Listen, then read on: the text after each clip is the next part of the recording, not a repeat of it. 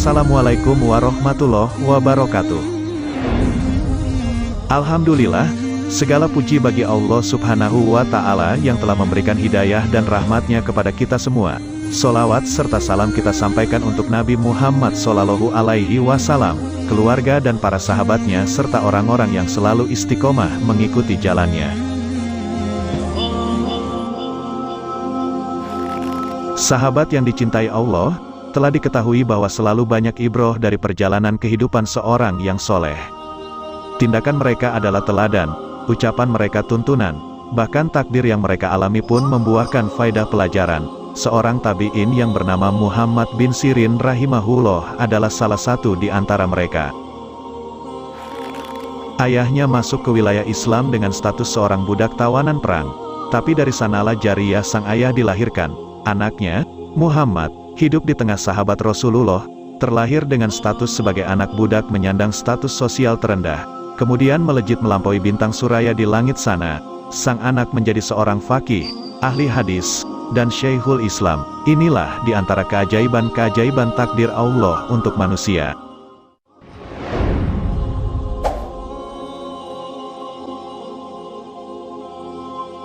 Muhammad bin Sirin al-Ansori al-Anasi al-Basri berkunyah Abu Bakar. Ia adalah seorang imam panutan dan Syekhul Islam. Ayahnya adalah bekas sahaya Anas bin Malik radhiyallahu anhu. Anas membelinya dari Khalid bin Walid yang menawannya di Ain Atamar di gurun pasir Irak dekat Al-Anbar. Anas menjanjikan kebebasan bagi budaknya itu bila ia mampu membayar sejumlah uang. Sirin pun berhasil melunasinya hingga menjadi seorang yang merdeka. Adapun ibu Muhammad bin Sirin bernama Sofiyah. Sang ibu pernah menjadi sahaya Abu Bakar. Nasab dan status sosial rendah tidak menghalangi seseorang dari kemuliaan. Kedua orang tua Muhammad bin Sirin adalah bekas budak. Namun sang anak menjadi tokoh terkemuka, diingat hingga sekarang, belasan abad lamanya. Siapa yang nasabnya tinggi, memiliki jabatan dan kedudukan, tapi jauh dari ketakwaan, hal itu hanyalah kebanggaan yang tak bermanfaat. Nabi Shallallahu Alaihi Wasallam bersabda, "Siapa yang lambat amalnya, hal itu tidak akan dipercepat oleh nasabnya." Hadis riwayat Muslim, nomor 6299.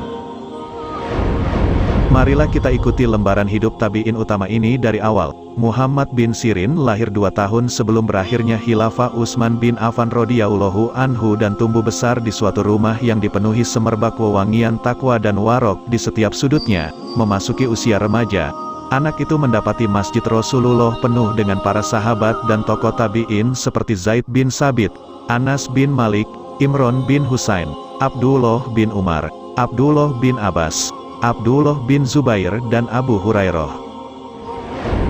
Betapa antusias beliau menyambut mereka seperti layaknya orang kehausan yang menemukan air yang jernih. Diserapnya dari mereka ilmu-ilmu dari kitabullah. Didalaminya masalah fikih dan riwayat-riwayat hadis Rasulullah. Otaknya makin subur dan penuh dengan hikmah dan ilmu, jiwanya makin kaya akan kebaikan dan hidayah. Kemudian berpindahlah keluarga beserta remaja yang brilian ini ke Basroh dan menjadikannya sebagai tempat untuk menetap. Ketika itu, Basroh termasuk kota baru yang dibangun kaum muslimin pada akhir masa Khalifah Al-Faruq Umar bin Khattab radhiyallahu anhu. Kota tersebut merupakan kota yang istimewa bagi umat Islam pada masa itu, yaitu sebagai basis bagi pasukan muslimin untuk berperang di jalan Allah, sebagai pusat pengajaran dan pembinaan bagi penduduk Irak dan Persia yang baru memeluk Islam dan merupakan cermin masyarakat Islam yang giat berusaha untuk dunia seakan hidup selamanya dan beramal untuk akhirat seakan hendak mati keesokan harinya. Muhammad bin Sirin menjalani lembaran hidup yang baru di Basroh dengan proporsional. Sebagian dari harinya digunakan untuk mencari ilmu dan ibadah, sebagian lagi untuk mata pencaharian dan berdagang. Telah menjadi kebiasaan beliau, ketika matahari terbit, beliau berangkat ke Masjid Basroh untuk mengajar sambil belajar. Bila matahari mulai tinggi, beliau keluar menuju pasar untuk berdagang. Bila malam menjelang, beliau tekun di mihrab rumahnya, menghayati Al-Quran dengan sepenuh jiwa sampai menangis karena takutnya kepada Allah. Sampai-sampai keluarga, tetangga, dan sahabat-sahabat karibnya merasa iba mendengar tangisannya yang menyayat hati. Setiap kali beliau ke pasar di siang hari, tak bosan-bosannya beliau mengingatkan orang-orang akan kehidupan akhirat dan menjelaskan tentang hakikat dunia. beliau memberikan bimbingan kepada mereka tentang cara mendekatkan diri kepada Allah. Beliaulah yang selalu menjadi penengah bila terjadi sengketa atau keributan di antara mereka. Terkadang beliau menghibur dengan cerita-cerita yang menghibur hati yang gundah dan lelah tanpa menjatuhkan wibawanya di hadapan para sahabatnya. Allah telah menganugerahkan kemuliaan kepada beliau, sehingga mudah mengambil hati orang dan diterima oleh semua kalangan. Bahkan bila seseorang sedang lupa diri segera sadar begitu melihat Ibnu Sirin di pasar. Mereka ingat kepada Allah Subhanahu wa Ta'ala kemudian bertahlil serta bertakbir. Perjalanan hidup beliau adalah panduan hidup yang sangat bagus bagi manusia. Setiap kali mendapatkan persoalan dalam dagangannya, beliau memilih yang lebih selamat bagi tinjauan agama walau terkadang beliau harus rugi secara materi untuk itu. Beliau memiliki pemahaman yang detail tentang agama, wawasan yang tajam untuk membedakan mana yang halal dan mana yang tidak. Ada kalanya sikap beliau mengundang keheranan bagi sebagian orang. Pernah ada orang yang berdusta dengan mengatakan bahwa Ibnu Sirin berutang 2 dirham kepadanya. Beliau bersikeras tidak mau membayarnya, lalu orang itu menantang. "Apakah engkau berani bersumpah?" Orang itu mengira beliau tak akan bersumpah untuk itu. Namun ternyata Ibnu Sirin menyanggupi dan ia bersumpah. Orang-orang berkata, "Wahai Abu Bakar, mengapa Anda rela bersumpah hanya karena uang 2 dirham saja? Padahal tempo hari Anda abaikan harta sebesar 40.000 dirham karena engkau meragukannya, sedangkan tidak ada orang yang meragukan kejujuranmu." Beliau menjawab, "Aku bersumpah karena tidak ingin dia makan harta yang haram, sedangkan aku tahu bahwa uang itu benar-benar haram baginya." Majelis Ibnu Sirin adalah majelis kebaikan, kebaktian, dan nasihat. Jika seseorang menyebutkan keburukan orang lain di depannya, beliau bersegera mengingatkan kebaikan orang itu sepanjang pengetahuannya. Bahkan pernah beliau mendengar seseorang memaki Hajjaj bin Yusuf setelah matinya. Beliau mendekati orang itu dan berkata, "Tahanlah wahai putra saudaraku, Hajjaj sudah kembali ke sisi Robnya. Saat engkau datang kepada Rabbmu, akan kau dapati bahwa dosa terkecil yang kau lakukan di dunia lebih kau sesali daripada dosa yang dilakukan Hajjaj. Masing-masing dari kalian akan bertanggung jawab terhadap dirinya sendiri. Ketahuilah, wahai putra saudaraku, Allah menuntut Hajjaj atas kezalimannya terhadap orang-orang, namun Allah juga akan menuntut orang-orang yang menzalimi Hajjaj. Maka janganlah engkau sibukkan dirimu untuk memaki dan mencela orang sesudah ini."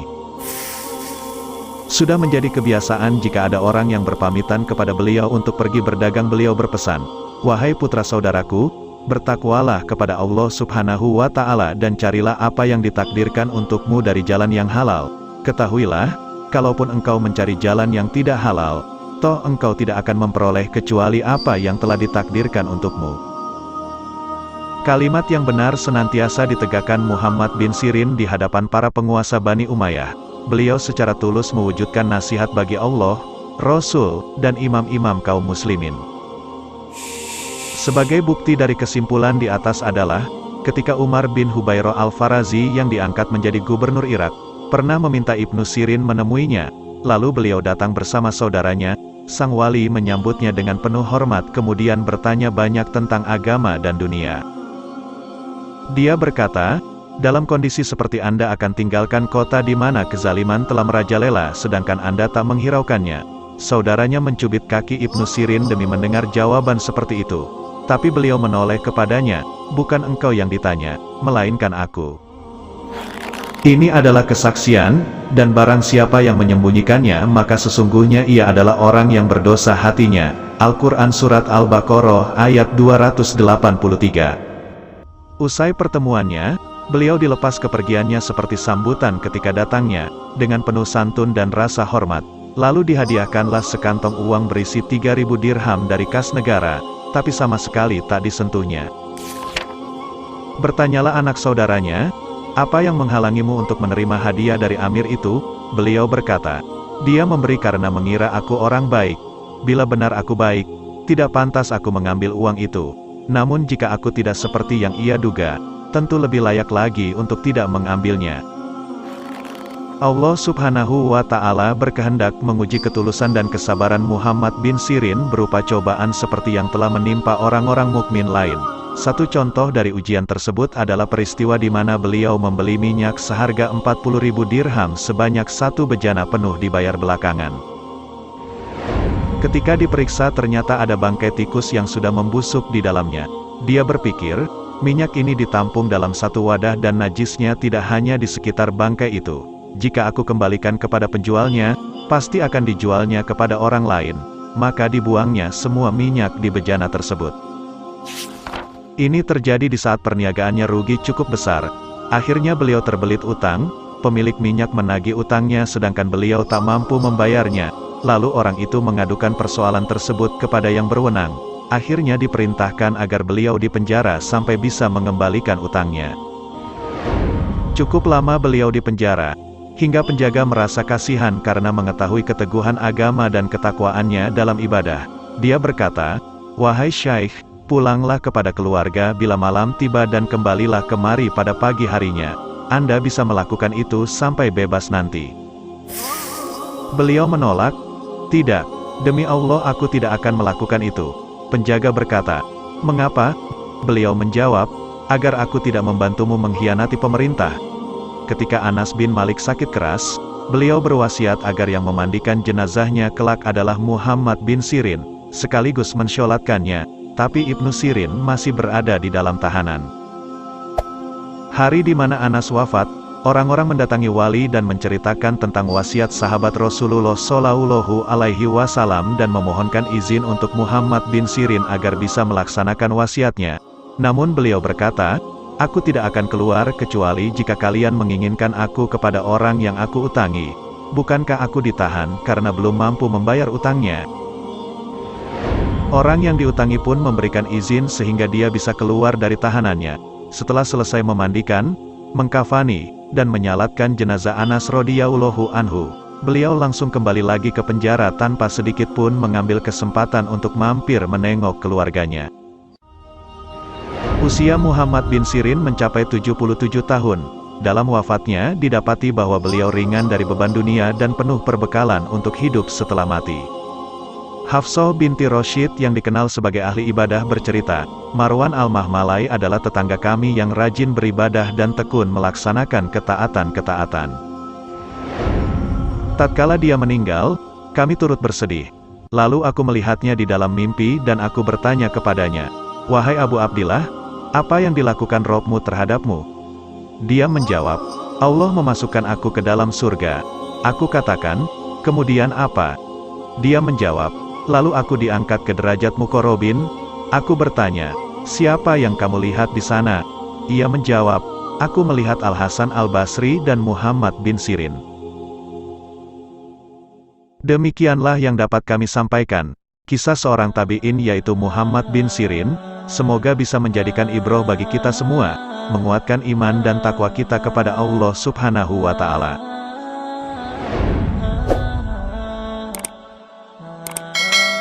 Assalamualaikum warahmatullahi wabarakatuh.